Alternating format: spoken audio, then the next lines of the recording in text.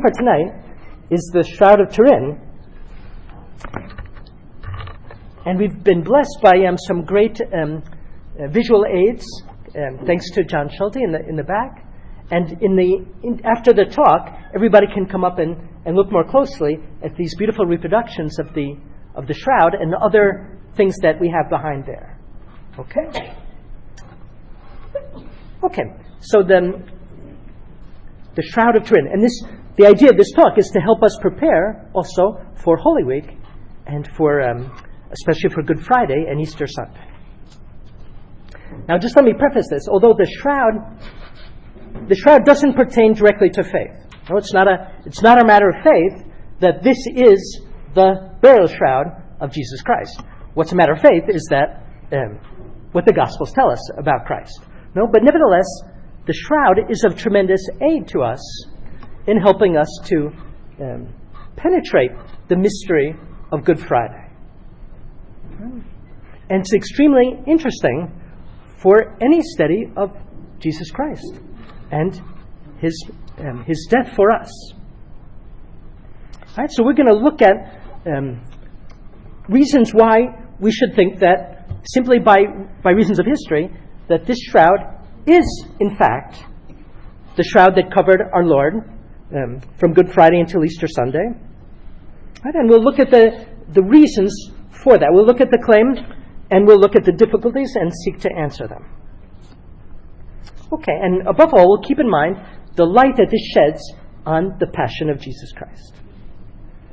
Okay, so it's not a matter of faith that the shroud is the burial shroud of Christ, but it's a matter of science and history.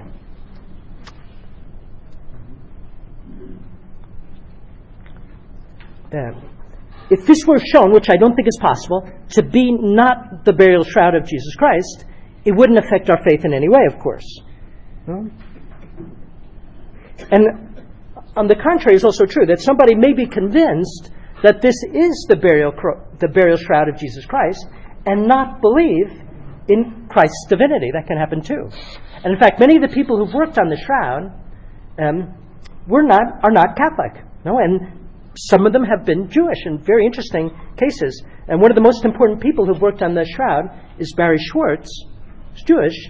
And he speaks about this. He says, the image on the shroud matches the account of the crucifixion in the New Testament down to the nth degree. And we'll see about that. Evidence is mounting that the Gospels are quite accurate. Now, this may cause consternation among my family and among Jewish people. But in my own mind, the shroud is the piece of cloth which wrapped Jesus after he was crucified. And I think we'll all come to that conclusion by the end of the evening. John Paul II has some beautiful addresses on the shroud from 1998 and 2000. And in his address of 2000, he says, since it is not a matter of faith, the Church has no specific competence to pronounce on these questions. No, she entrusts the shroud to scientists, and she gives them the task of continuing to investigate so that satisfactory answers may be found to the questions connected with this sheet, which, according to tradition, wrapped the body of our Redeemer after he had been taken down from the cross. But if the shroud is deemed authentic, it will serve as a very important witness of the crucifixion, testifying mutely, but very eloquently, to the historical veracity of the gospel accounts of the Passion and of all the immensity of the physical suffering that they relate. All right, so let's look at the New Testament. What does it tell us about the burial cloth? So the Gospels tell us that there was a burial cloth that covered the body of Jesus Christ in the tomb. And they also speak of a face cloth, so two cloths, a face cloth and a larger linen that covered the whole body. So St. Matthew says, and Joseph of Arimathea, took the body and wrapped it in a clean linen shroud and laid it in his own new tomb. St. Mark says likewise, and Joseph, buying fine linen, so buying it that very day, and taking him down, wrapped him up in the fine linen and laid him in a sepulchre which was hewed out of rock. St. John tells us similarly, they took therefore the body of Jesus and bound it in linen cloths with the spices, as the manner of the Jews is to bury. And he mentions that he saw this same linen cloth again 2 days later on Easter Sunday when he ran to the empty tomb. And he says, he, Peter, saw the linen cloths lying, and the face cloth which had been on his head, not lying with the linen wrappings, but rolled up in a place by itself. Then the other disciple, that would be John himself, also went in, and he saw and believed.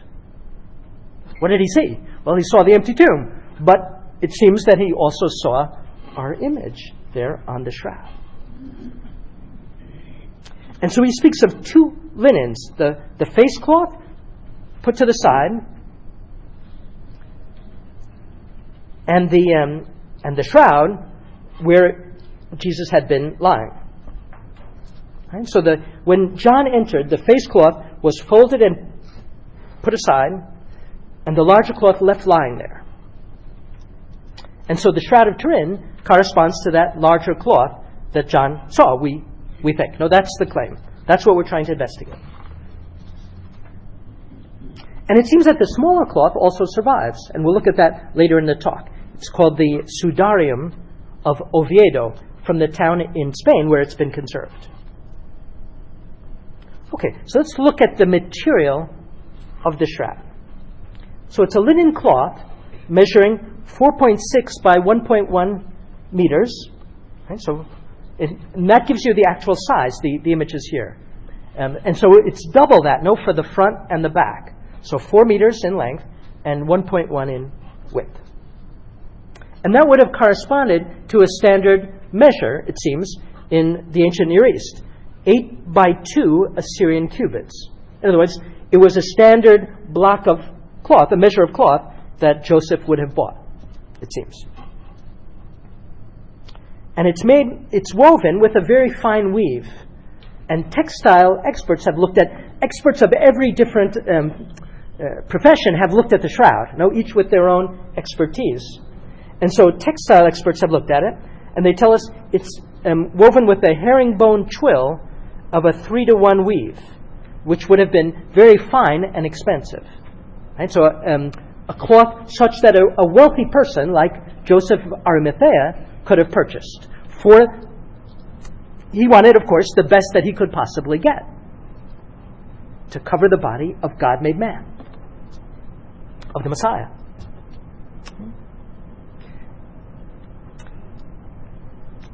And it's made out of a type of cotton found in the Middle East, Josephium herbaceum. Okay, so it was an expensive Syrian product. Now, one of the textile experts who's looked at this, Mechtild Fleury-Lemberg, says that this kind of weave was special in antiquity because it denoted extraordinary quality. Less fine linens would have had a 1-to-1 herringbone twill. Yeah. Okay. And this makes sense with what we know about Joseph of Arimathea.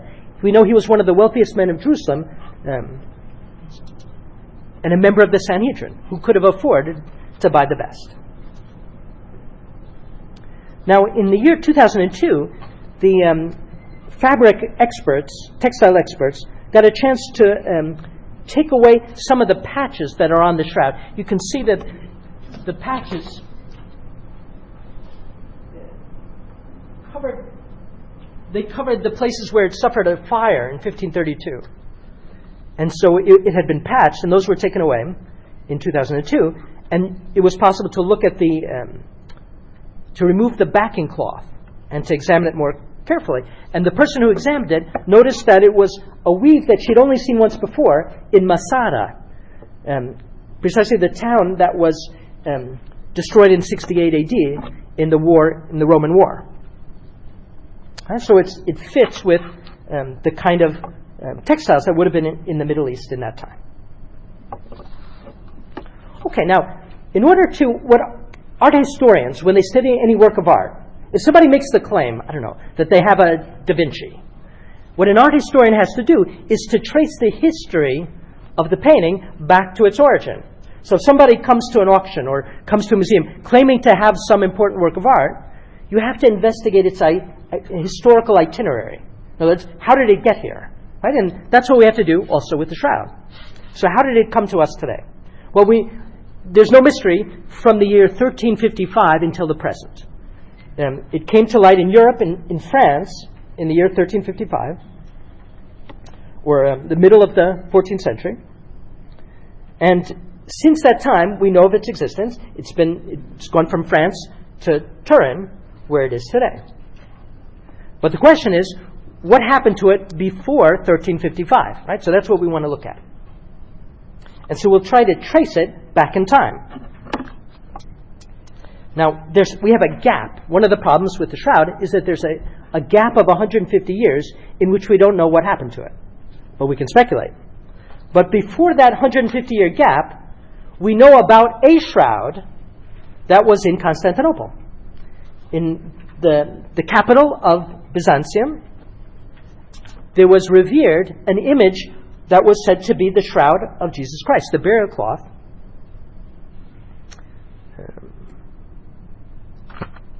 And it was there in Constantinople, we know, precisely from the year 943 to 1204.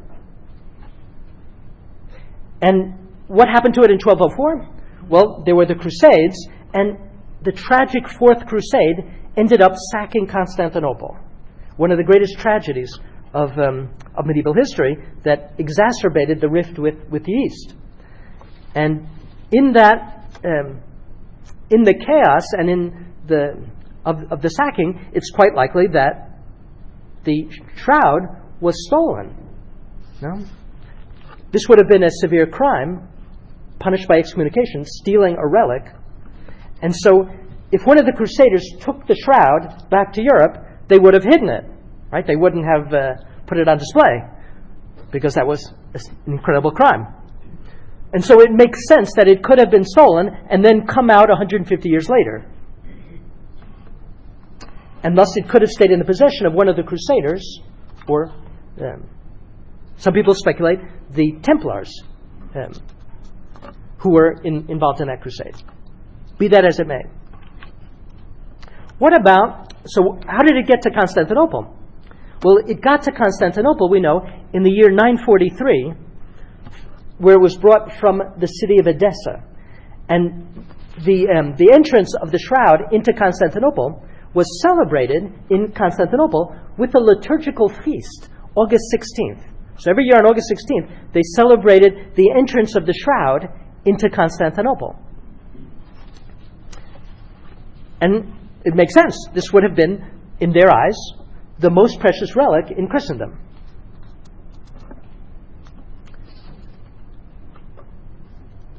We have...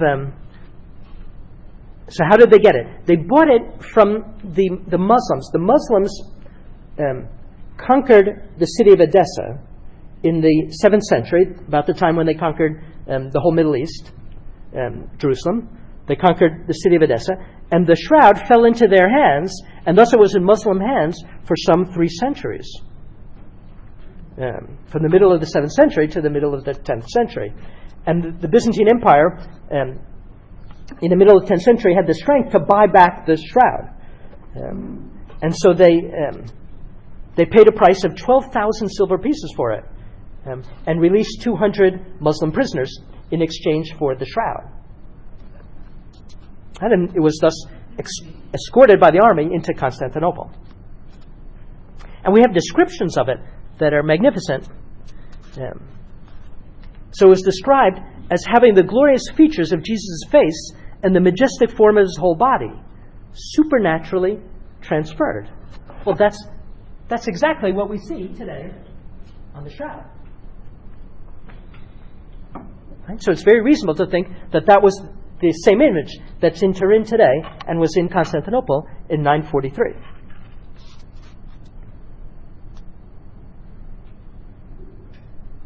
Another report says that this image conserved on it the image of the whole body of Jesus, as well as the blood and water that came from Jesus' very side.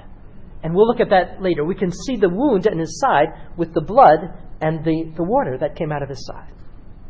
Right? So it must have been, it seems, the same cloth, or at least extraordinarily likely. And it was known as the Edessa cloth because it came from the city of Edessa. So let's look at that. So it first came to light, the shroud, in the year 545 in the city of Edessa, which was in Mesopotamia, in the east, the easternmost portion of the Roman Empire at that time. And it was discovered, strangely, in the city gate of Edessa during a siege, a battle against the Persians. And apparently it had been walled up there for safekeeping some centuries earlier and forgotten, and was thus discovered providentially in the year 545, at which time it was revered in Edessa, and knowledge of it was spread throughout the Byzantine Empire. We'll look at that in a minute. But 100 years later, Edessa was conquered by the Muslims. So that leaves another question. How did it get to Edessa? Well, we don't know. But we can construct a probable itinerary.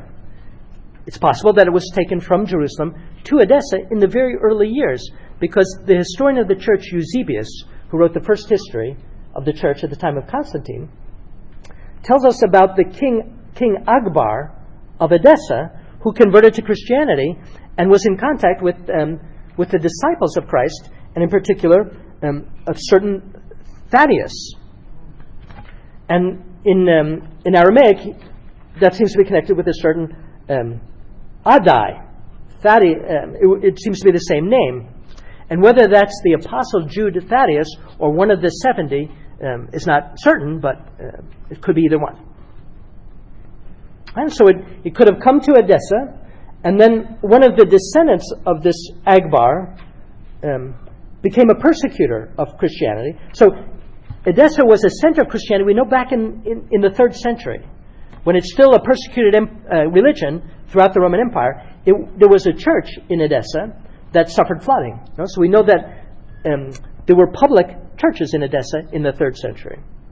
But then there was, afterwards, it seems that Christianity was persecuted there at the time of Diocletian, and it could have been walled up in the city gate at that time. Okay, so that's the itinerary of it. Let's look now at depictions of Christ in art, because they shed some important light on this. Early images of Christ in early Roman art show Christ beardless as a youth, looking very much like Apollo.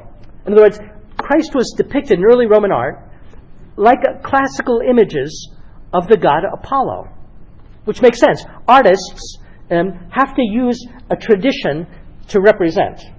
Right? And so in the 3rd, 4th, and 5th centuries, we see that the Christian art is still very heavily borrowing from classical culture.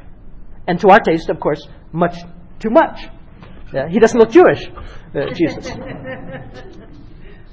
But that changes in the 6th century. So here's another example, by the way. This is from Ravenna in 550. Ravenna has these incredible mosaics, but Christ looks like Apollo, beardless, a Greek god. But that changes in the same century. In the middle of the 6th century, we start to see other kinds of depictions of Christ, bearded, looking much more Jewish.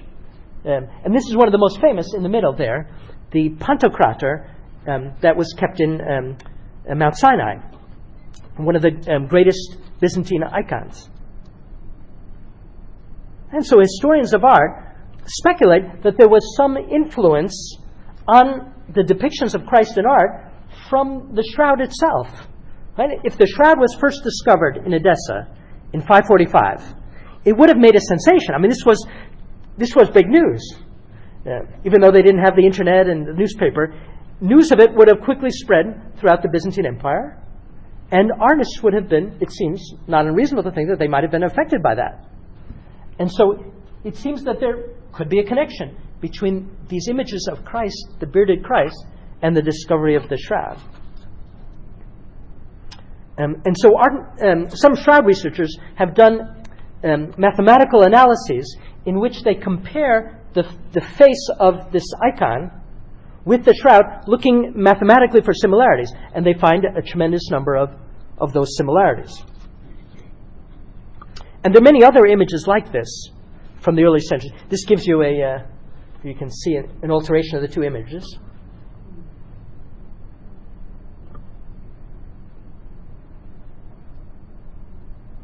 And this is here we see a coin from the time of Justinian II, from the 7th century, and it looks remarkably like the image on the shroud. It lines up perfectly. A gold coin. And there are many other images that art historians and shroud experts have found. Here's another coin from that same time.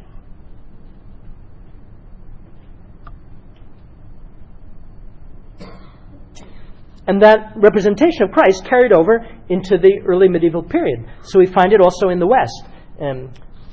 Here I think is a mosaic from Athens. And there are similar ones from Sicily. They all show the same type of depiction of Christ that is related to that on the shroud.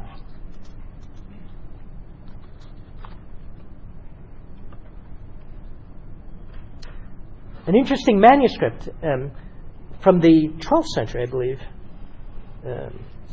shows an image that very definitely looks like it was based on the shroud. You see, it's an entombment. It's a manuscript depicting the entombment of Christ. And so the artist has depicted him with his hands folded in the front, just as we see on the shroud. And even tiny details. You can't see the thumbs here in the two hands. Likewise, in the shroud, the thumbs are not visible. There's even a blood stain on the forehead that matches that on the shroud. So it seems very reasonable to think that the artist knew about the shroud, which of course is not surprising in the slightest, because at this time the shroud would have been in Constantinople the most revered icon in Christendom, in the Christian world. And we even see peculiarities about the weave of the shroud in the way that the shroud is depicted here. Now, furthermore, evidence exists from the liturgy that the shroud was known in the early medieval period. There's Pope Stephen III from 752 stated that Christ had spread out his entire body on a linen cloth that was white as snow. Right? So Pope Stephen III knew about the shroud, and he knew about the image of Christ's body on it. On this cloth, marvelous as it is to see, the glorious image of the Lord's face and the length of his entire and most noble body has been divinely transferred. Just what we see today. And knowledge of it was preserved also, it seems, in the Mozarabic liturgy from Spain in the 6th century. So just after, or about the time when it was discovered in Edessa. And there's a preface for Eastertide that reads, Peter ran with John to the tomb and saw the fresh imprints of the dead and risen man on the linens. Right? So the liturgy didn't get that from the Gospels, because that's not in the Gospels.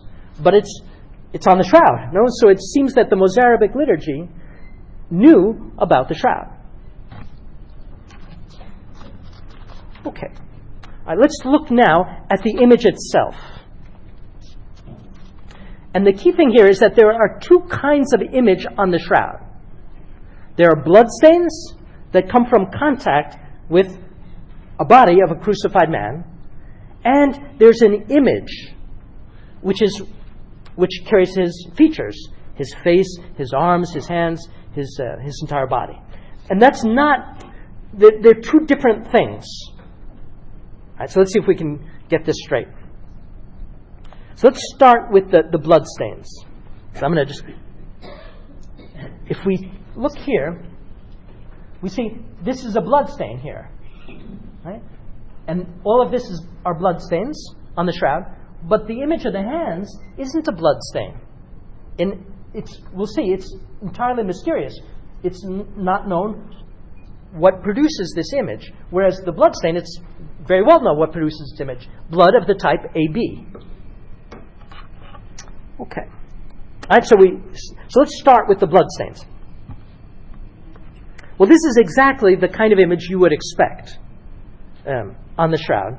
Stains, because Jesus' body would have been, assuming that the shroud is the burial cloth of Jesus, Jesus' body would have been put in it very shortly after his death. No? In other words, he would have expired on the cross, and within the space of a couple hours at most, at the maximum, it would have had to be in the shroud and laid in the tomb before sundown.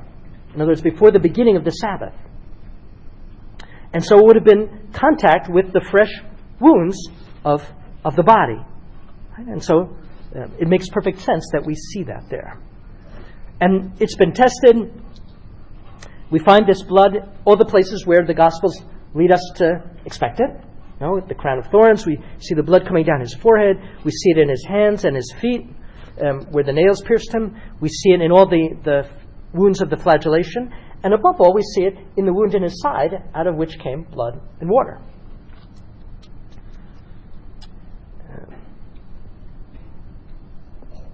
Now, the stains of blood soak through the linen and can be seen also from the back.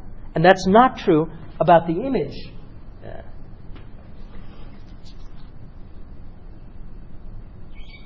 So the blood has been tested. It's type AB. And it's been tested and shown to reveal a particular chemical that would be in the blood of a person who was scourged. So a person scourged apparently has a particular substance, bilirubin, maybe I'm pronouncing that wrong, that would have been produced by the severe trauma of the scourging. And the testing on the shroud shows precisely that. Extraordinary. Many people have examined the shroud from the point of view of forensic medicine. In other words, people who work in hospitals or receiving dead bodies and examining them as to the cause of death have examined the shroud. And they've one of the best books I've got here afterwards, if someone wants to look at it. Frederick Zugibe, I don't know if I'm pronouncing that right. The shroud and the crucifixion and the shroud. Anyway, we'll refer to that in a minute. And they've shown, those pathologists who've looked at it, shown that the wounds show precisely what should be the case. A serum around the blood. A yellowish halo of serum around a clotting of blood. Okay. So let's look now at the image. And so, independent of the blood, there's something else on the shroud, which is precisely what makes it so fascinating, which is the image of Jesus Christ. Right? And that's not from bloodstains.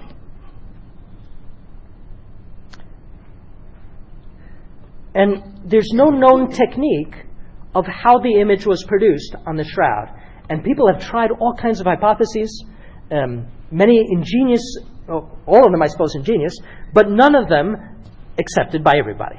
In other words, no theory is solidly accepted, or even close, for that matter. It doesn't provide. There's no pigment on the shroud. If anything, it seems as if there are scorch marks, but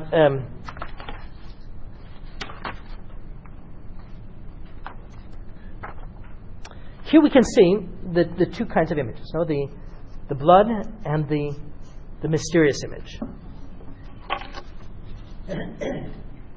So there's a group of researchers, the Shroud of Turin Research Project, and they conclude there's no chemical, physical methods, no combination of physical, chemical, biological, medical circumstances which adequately explain the image. Now we've got a couple of shroud experts in the audience here, and so afterwards they're going to maybe they can answer some questions about this. Okay. Now, one of the mysterious things about the shroud is that when you take a negative image of it, it becomes much clearer. And that's precisely what we have up here right now, are negative images of the shroud. And this was first discovered in the year 1898. Obviously, it wasn't known in the Middle Ages. when there wasn't photography. In 1898, a photographer, Secundo Pia, took photos of the shroud, to document it, and was amazed when he was developing his negatives, that the negatives just stood out at him and were much, much clearer than the positives. Right? And so today, when we look at the shroud, we always look at negatives of it, which is in itself amazing, obviously.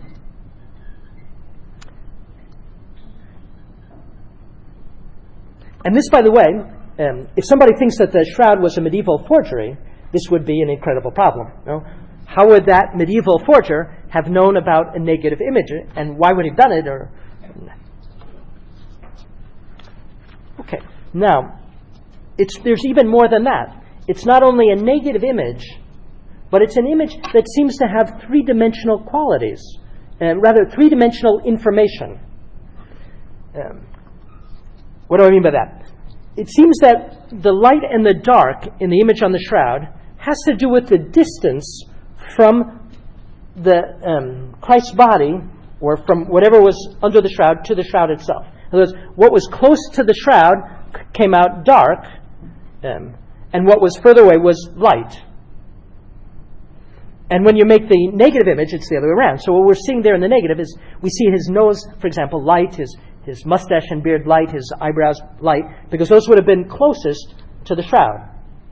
Whereas the things that were further away, like his neck, the eye sockets, etc., those in the negative look dark, but in the positive would have been light. In other words, not. And so, since that's the case, in other words, since it seems to contain information, the image contains information about how close something is to the surface of the cloth, you can analyze it and, using computer simulation, make a three-dimensional image. Sorry. And here would be an example of a three-dimensional image made from the information on the shroud. Here's another example. Right, and this was done in 1976 by two NASA scientists who worked on it, Jackson and Jumper. And they've done very interesting work on the shroud. The shroud attracts all kinds of people of all different fields. So physicists, textile experts, art historians, criminologists, you name it. Botanists, we'll see in a minute. Now, this doesn't happen with any photograph. In other words, you can't take a photograph and find three-dimensional information in it and get something like this. This is unique to the shroud. Now, why does it come out better in a negative than the positive? It seems that precisely since where you find it dark, let's go back. So in the positive image, the dark would come from it being closest to the shroud, and the light would be from what's furthest away. That's why the negative looks better to us, because when an artist paints an image, what he paints is the light that hits on what sticks out. Right? So normally, light hits on the nose, it hits on the cheekbones. In other words, whatever sticks out receives light, and in a normal artistic image, that becomes lighter. And that's what happens in a negative image, but it's the opposite in the original of the shroud. Okay.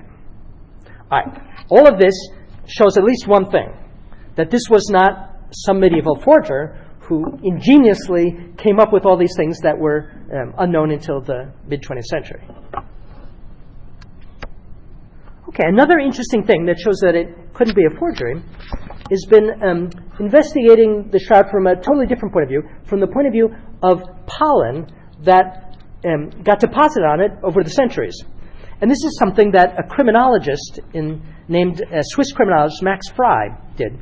He used pollen to identify crimes because pollen gets deposited and it serves as a record of where something has been.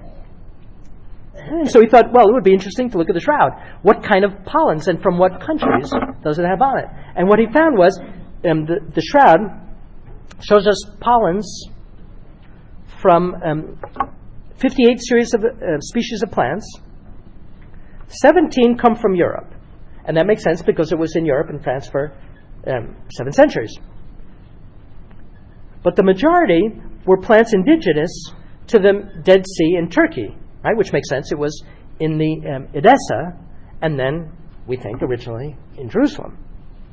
And so it includes certain species of pollen that are only found in the Middle East and precisely only in Israel. Now, this has been confirmed recently by a botanist, an Israeli botanist, Danin. He gave a presentation here. I wasn't able to go to it, at the Botanical Garden in St. Louis. His findings on the shroud.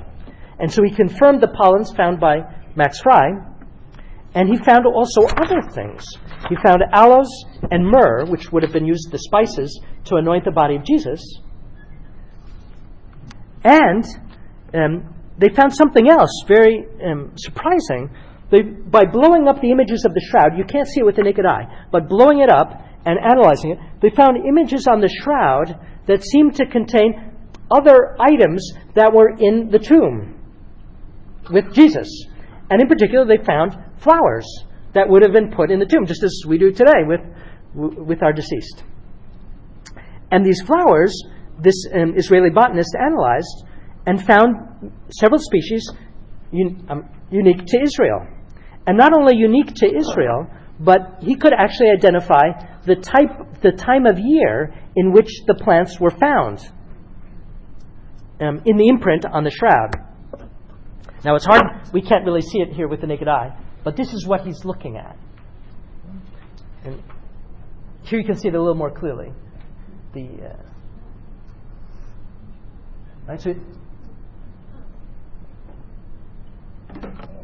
And so he's identified these plants, and one of them, the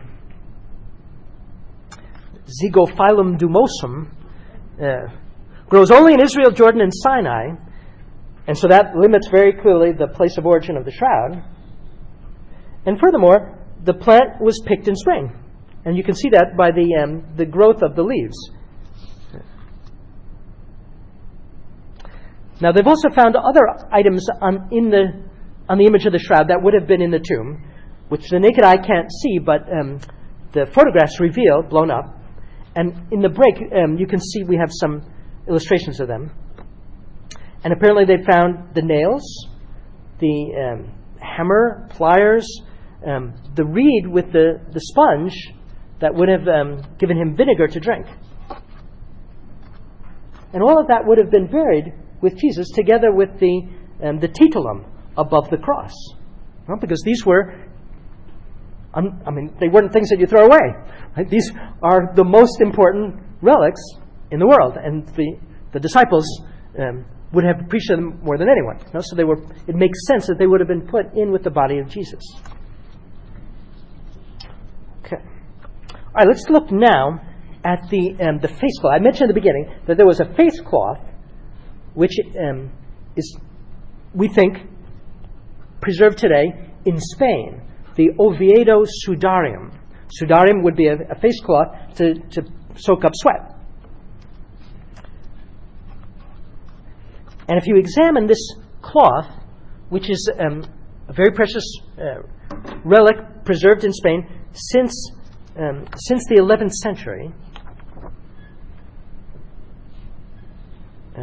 what we find is that the blood stains match up with those on the shroud, the experts say. And not only that, but the blood type matches up as well, type AB.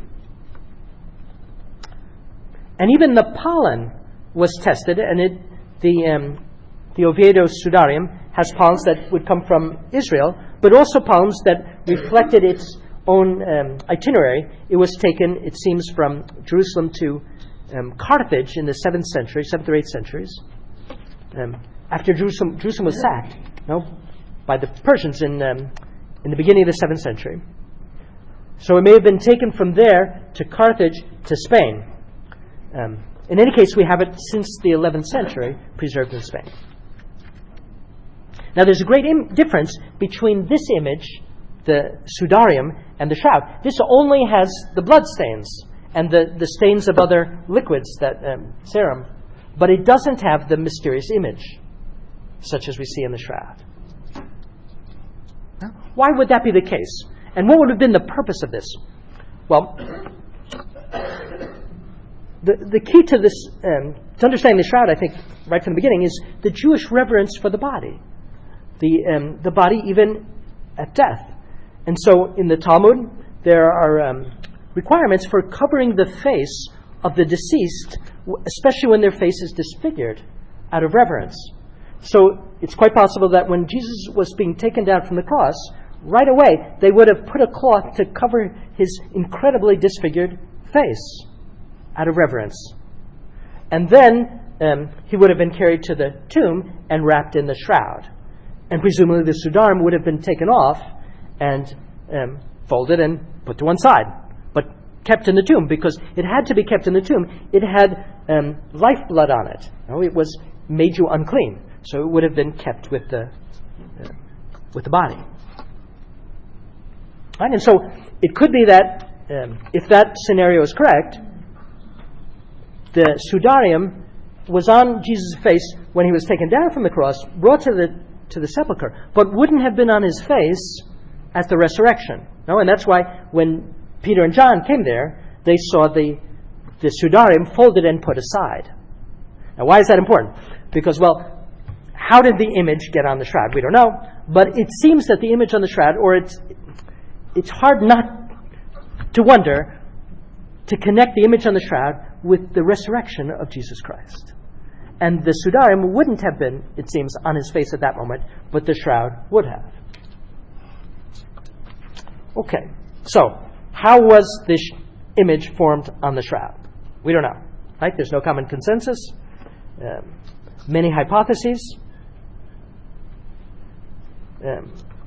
Various theories. It's not painted. It's clearly not painted. It's not caused by blood. It's not caused by sweat or anything like that, it would seem. Some Nassau scientists, we mentioned before, Jackson and Jumper, concluded that it was caused by some kind of energy release at the time of the resurrection, and that's something that Mark Antonacci has also explored. We don't know, no, but it's an incredibly intriguing hypothesis.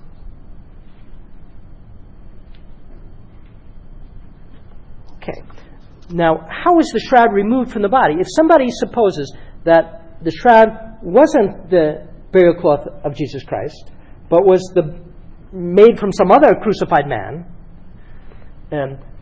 it should have shown two things that the shroud doesn't show. If it was some other crucified man, there should have been signs of putrefaction, of the corruption of the body. And the fluids that would come out from that, destroying the image of the wounds on the shroud. And we don't find that, right? There's no sign, absolutely none at all, of putrefaction of the body, corruption of the body in the tomb. And secondly, if the shroud had been on some other man and then had been taken off, we should be able to see we shouldn't be able to see the clear image that we do see, because the blood clots and so forth would have smudged or been damaged by removal of the cloth from the body. And the shroud doesn't show that. Right? It's perfectly clean in that sense. But if we suppose that it's Jesus' burial cloth and that he rose and went through it, as it were, that would perfectly explain that. Okay. Now the shroud, forensic doctors, we said, have looked at this, and they describe it as showing a man in rigor mortis, with that stiffness that comes after death, some claim. And the blood on the shroud would have come from post-mortem blood flows, it seems. Now, again, there's some disagreement among experts. It's not clear whether the body was washed or not. Some have argued that it should have been washed, and that would explain the clarity with which we see especially the scourging, and we'll look at that more in a minute. Now, the Gospels don't tell us that. The Gospels tell us that he was buried in the manner of the Jews, with the spices. But the manner of the Jews was to wash the body, except in one case, in which a person died a violent death and there was a very significant amount of living blood that would have come out. And so that could have been a reason for not washing. We really don't know. Okay. All right, let's look now at the carbon dating. Now, most of you, I'm sure, have heard about the carbon-14 dating that was done on the Shroud. And this happened in 1988, the first time that the Shroud was tested using that particular method. And the key thing to understand here is that carbon-14 dating is just one method out of many. And every archaeologist, when he uses something like carbon-14, he takes that not as the only or the conclusive test, but that's simply one test to fit in with many others. And it very often happens in archaeology that carbon-14 testing gives results that can't be right. And the reason for that is generally some kind of contamination. Right? And so in archaeology, if the carbon-14 dating comes out wrong, skewed, you just simply don't. You say, well, something went wrong here, and you look at the other evidence. And so the carbon-14 is one out of, 20 different techniques that we've seen to analyze the authenticity of the Shroud. There's the pollen, the botany, the textile weave, the lack of pigment on the Shroud, the negative image, the three-dimensional image. Many, many things seem to come together to show an origin of the Shroud in the first century, and that fits exactly the gospel accounts of our Lord. But the one exception is the carbon-14 testing that was done in 1988. Okay, now one of the problems in the public opinion is that people hear carbon-14 dating and they think it's something that's 100%. It's something that's science as opposed to all the rest. And sure, it's scientific, but so are the other things as well. Okay. So what happened? They were... here I've given you an archaeologist who writes about this. So caution is in order when the carbon-14 testing gives a different date than the other things, the other evidence. And so this archaeologist says, well, it's possible that a medieval forger made this image. I suppose possible meaning mathematically possible. But the question is, what is likely? No? And the thing that's far more likely is that the carbon-14 is skewed for some reason that, it could be explained in different ways, but most probably some kind of contamination. And we'll look at that in just a minute. Now,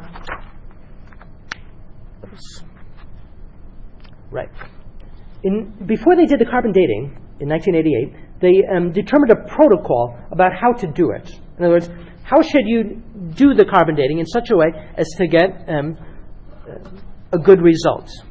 And so they made up a protocol to ensure accuracy, and it called for 7 different samples to be taken from 7 different locations on the Shroud to be sent to 7 different laboratories, right? And that would give you an impartiality. And unfortunately, it wasn't done. And so they didn't take 7 different samples from 7 different locations of the Shroud. They took only 1 sample from 1 location of the Shroud and sent it to 3 laboratories. Right? And so what's the problem with that? If you're taking only 1 location on the Shroud, well, how do you know that that 1 location isn't contaminated? Right? How do you know that that's a representative sample of the whole Shroud?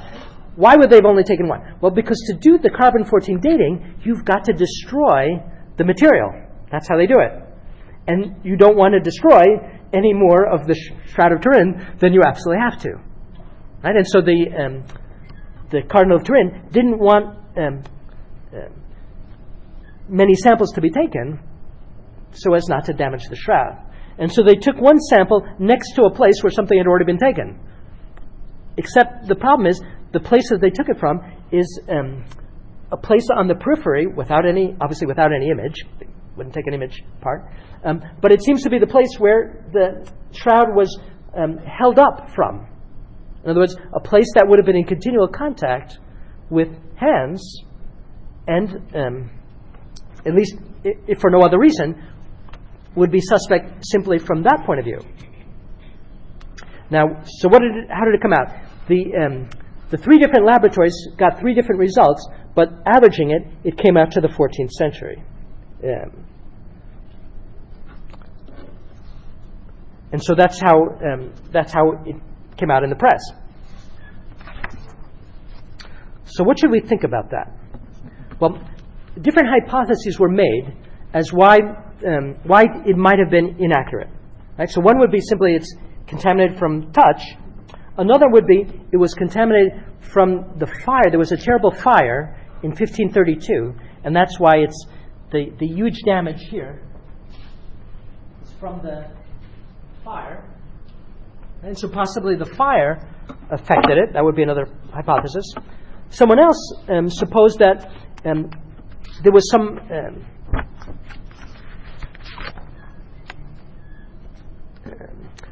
bioplastic coating covering it, and that would be another reason for an inaccurate carbon dating. But I think the simplest explanation and the best is that the part of the shroud used to take the sample simply was patched in the Middle Ages.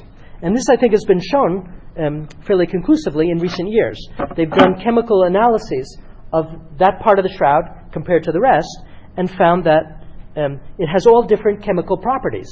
The sample where they took the shroud from as compared to the rest of the shroud. And in particular, it has a kind of dye on it that's not found in the rest of the shroud. And so textile experts have supposed that it was what they call an invisible mending patch that medieval textile experts were able to do. They would dye the cloth so that it would look the same and interweave it. And so here you can see a chemical analysis. The patch, the place that they took the sample from, is down here. And this whole area, chemically, is totally different from the rest of the shroud. Right? So it's reasonable to think that it was patched in the Middle Ages, and the carbon-14 dating simply shows the date of the patch. But the problem is, you can't just do another test, because this is the most precious relic in Christendom. Right? You don't want to destroy more of the image than you have to. Okay, let's look now at the question, could it be a forgery? No, because that's how the world interpreted that 1988 announcement. Right? When they came out with the carbon-14 dating, the world said, it was an ingenious, brilliant hoax from the 14th century. So could it be? And so I think what we have to say is totally insoluble and unbelievable. Such a hypothesis is more unbelievable than holding it to be the authentic shroud. So the first thing, well, how could a forger have known about the negative images? Obviously, they couldn't have. How could they have known about the three-dimensional imaging? Right? They couldn't have known about that. And what about the sheer beauty of the face and the whole bodily image? Let's compare it to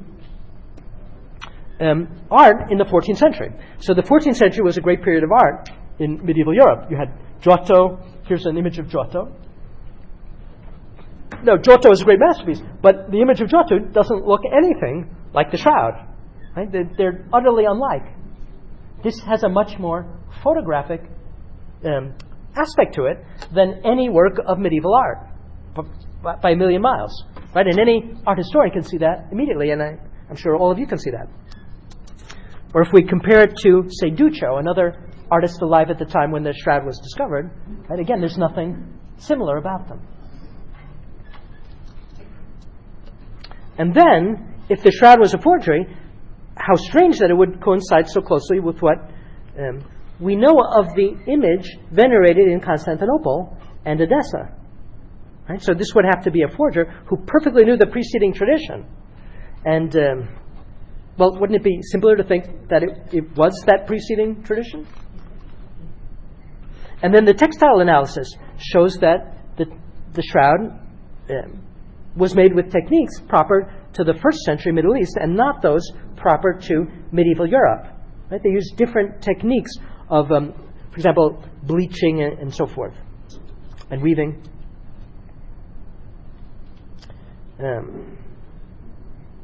Now, many scientists were very skeptical, but when they had an opportunity to test the shroud in the Shroud of Turin research project in the 70s and 80s, they converted.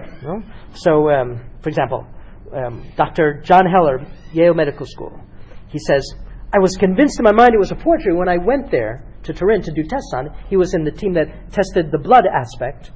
But he says, afterwards, no question in my mind. There was a scourged, crucified man in the shroud. Right? That's what the medical doctors concluded. Many pathologists looked at it and said the same. One, Dr. Robert Buckland, a great shroud expert, the chief pathologist of the Los Angeles City Morgue, he said, quote, if I were asked in a court of law to state my professional reputation on the validity of the Shroud of Turin, I would answer very positively and firmly, it is the burial cloth of Christ. It is Jesus whose figure appears on the shroud. It is not a matter of faith to me. It's simply a matter of common sense. Knowing what we know, who else could this have happened to? Yeah. Another person who's written very persuasively about this is Jack Kilman, and he has a website, and he gives 14 reasons why it can't be a forgery. The forger would have had to paint the blood stains before he painted the image. He would have had to know incredible things about forensic medicine. He would have, which are only known by 20th century science. He would have had to put AB blood into the, and then he would have had to spike it with bilirubin to coincide with the scourging. They would have had to make the scourge marks such that it would have been. We'll see in a minute that the scourge marks, if you analyze them carefully, they showed that he was being hit from two directions. In other words, there would have been two scourgers, it seems, alternating. And you can see that on the back of the shroud. Right? And so the forger would have had to do that. In other words, steady that.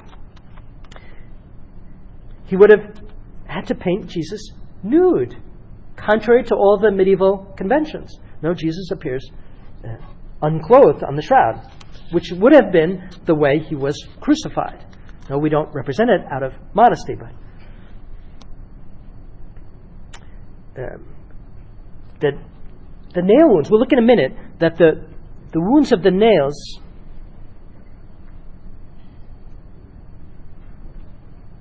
you can see here the wound of the nail in the hand comes out of his wrist. Now, if there was a forger in the Middle Ages doing this, they would have put it right in the middle of the back of the palm, probably, which would be impossible because you wouldn't stay on the cross if the nail went right through the middle of the palm.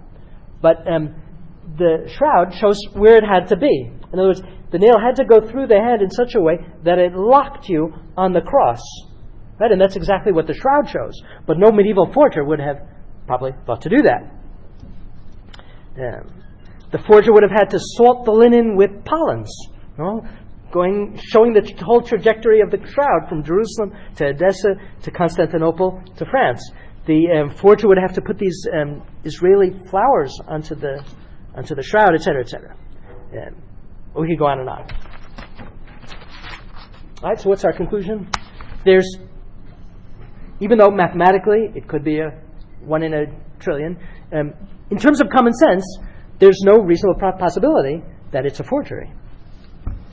Okay. Let's look now at what the shroud shows us about the Passion of Christ. And so we'll compare it to the Gospel narratives.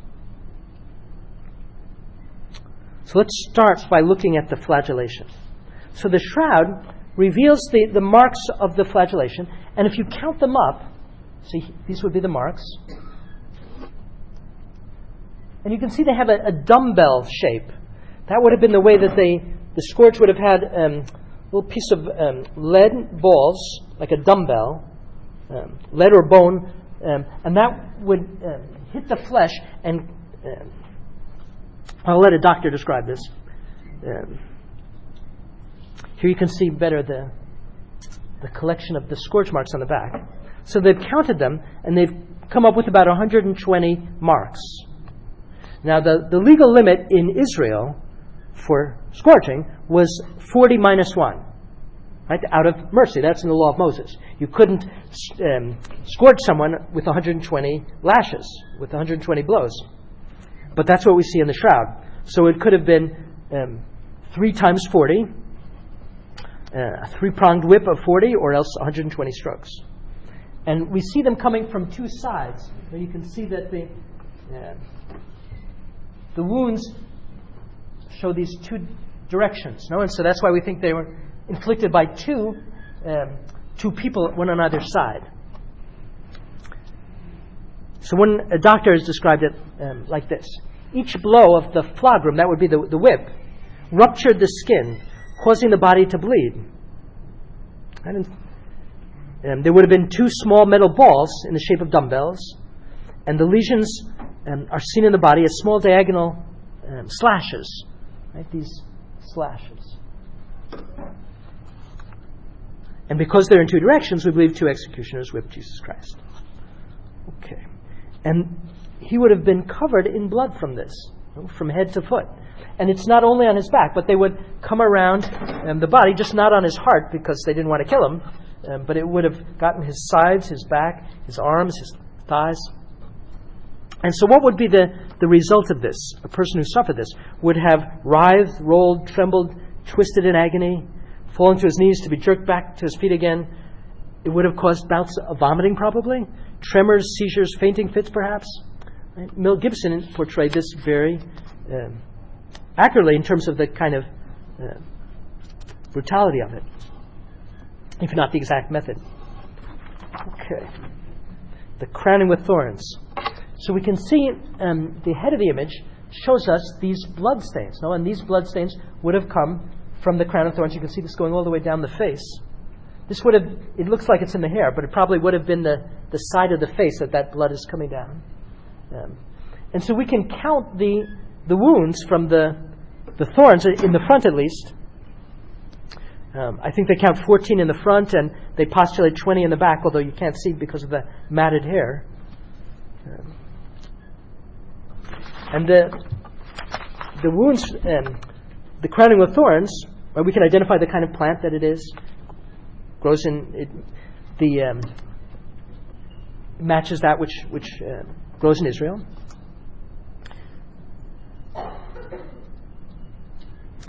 And the pain that came from the crowning of thorns, of course, is unimaginable. Okay, let's look at the wounds in the hands and the feet. So we see that it comes out here of the wrist, and not in the middle of the hand.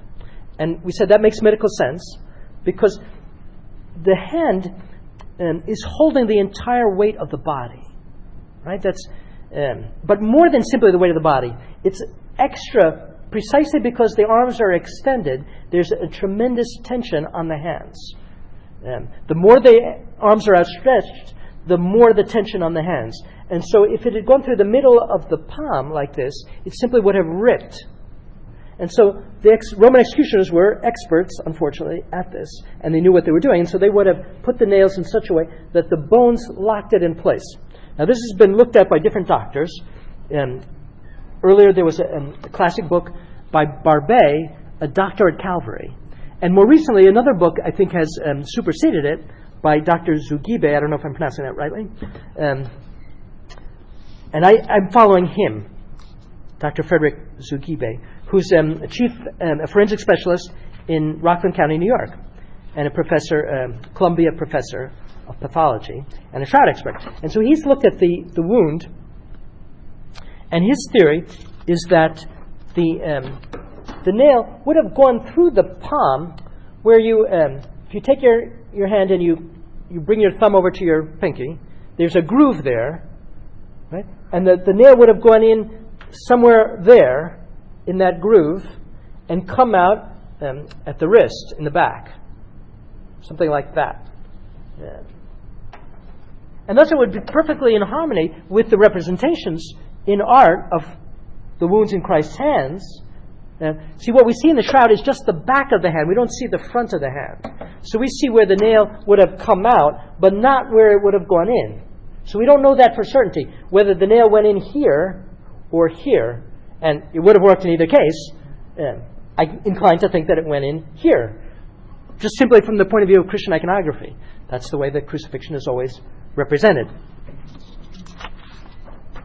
And this doctor, Zugibe, he was a forensic expert, and one time during his practice, somebody came in, a dead body was brought in with wounds, and one wound was in the hand, in which a knife the person was trying to protect themselves, a knife had gone right through the hand in precisely the place that he thinks happened on the shroud. And the interesting thing was it didn't break any bones. And that's a scriptural. Now we know that Christ, no bones were broken precisely to fulfill the typology of the Passover lamb, in which none of the bones could be broken. Anyway, be that as it may, obviously the pain in the hands would have been the most excruciating, because the nail going through either one of those two places would have affected the medial nerve, the most sensitive nerve in the entire body. Precisely because our hands are the most sensitive part of us. We need that sensitivity to do all the things that we do. And so the piercing of that nerve, and then the fact that the entire weight of the body is hanging on that, and then in order to breathe, you'd have to lift yourself up precisely by the wounds in the hands and the feet. This would have caused an agony that is unimaginable. And so the doctors write about that. All right, let's look at the wounds on the face. We see just what the gospel accounts show us, that in the trial, Jesus was struck numerous times. He was struck, his beard was plucked, and the image on the shroud shows us precisely that. A plucking in the beard, we see some gaps there, and a bruising in the cheekbones, and it seems a broken nose. And so the several swollen areas, a contusion on the right cheek, another contusion under the right eye. There's a trail of liquid from the left eye. It looks like perhaps the eye was pierced. Could be by the crown of thorns. You can see. You can't see it here, but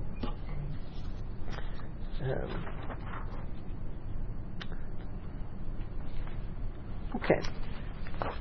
We can also see on the shroud the abrasions on the shoulders and knees, where from the carrying of the cross.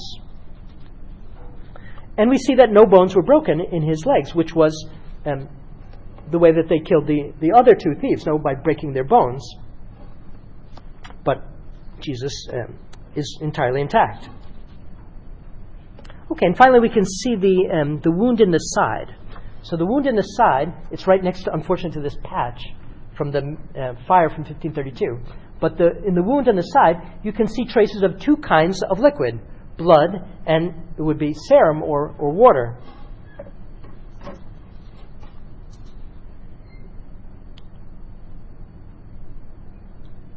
And so it seems that the lance would have entered on the right side of Jesus.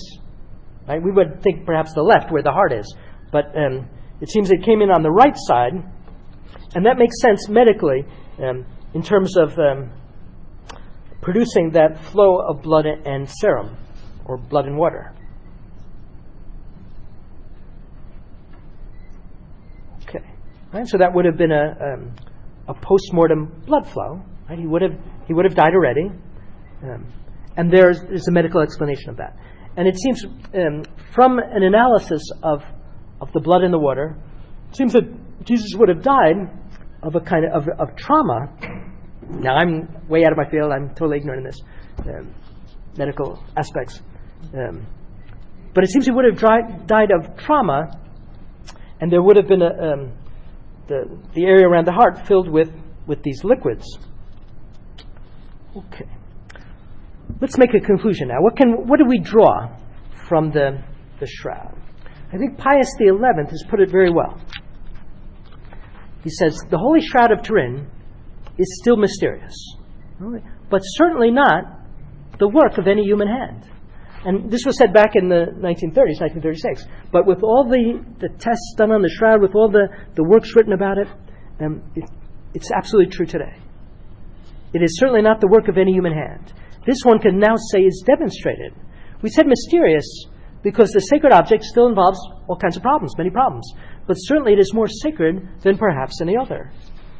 And as now established in the most positive way, even apart from any idea of faith or Christian piety, it is certainly not a human work. In other words, simply from the point of view of scientific analysis, it can't be a human work. John Paul II has spoken about it also in a beautiful way.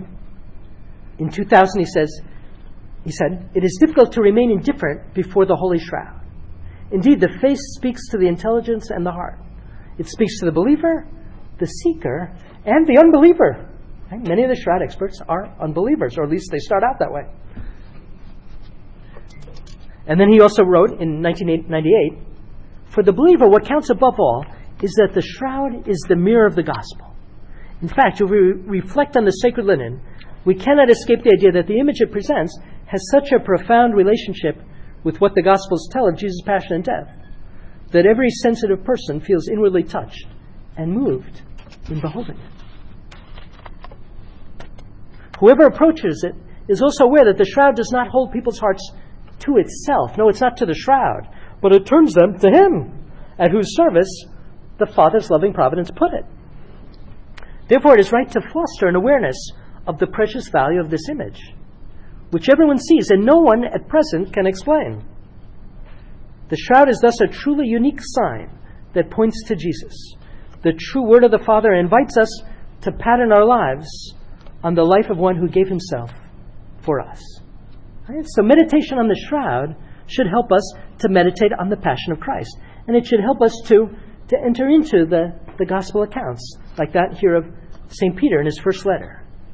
Quote, "You know that you were ransomed from the futile ways inherited from your fathers, not with perishable things such as silver and gold, but with the precious blood of Christ, like that of a lamb without blemish or spot."